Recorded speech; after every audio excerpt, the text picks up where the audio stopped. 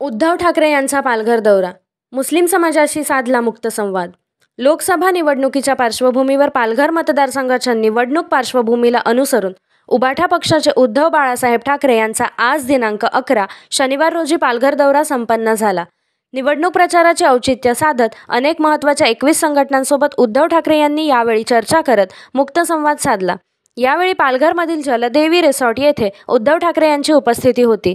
पालघरमधील जनतेशी यावेळी त्यांनी संवाद साधला। उद्धव ठाकरे यांची 14 मे रोजी पालघर येथे जाहीर सभा आयोजित करण्यात आली आहे।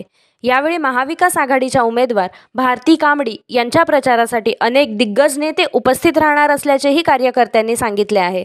यावेळी वाढवण बंदर संदर्भात पालघरमधील त्यांनी संवाद साधला। यावेळी उपस्थित मुस्लिम समाजासोबत देखील ठाकरे यांनी उत्स्फूर्तपणे संवाद साधला। या जनसंवादादरम्यान पालघर जिल्ह्यातील शिवसेनेचे सर्व पदाधिकारी तसेच कार्यकर्ते मोठ्या संख्येने उपस्थित होते। यावेळी ठाकरे यांनी पत्रकार परिषद घेतली। बाकी गोष्टी तुम्ही जे म्हणालात समन्वयाचा तो कार्यकर्त्यांचा पण समन्वय त्याच्यानंतर बाकीच्या काही गोष्टींच्या आता जसं जसं होईल तसं मी त्या पूर्ण करतो, ठीक आहे। आणि तुम्ही मला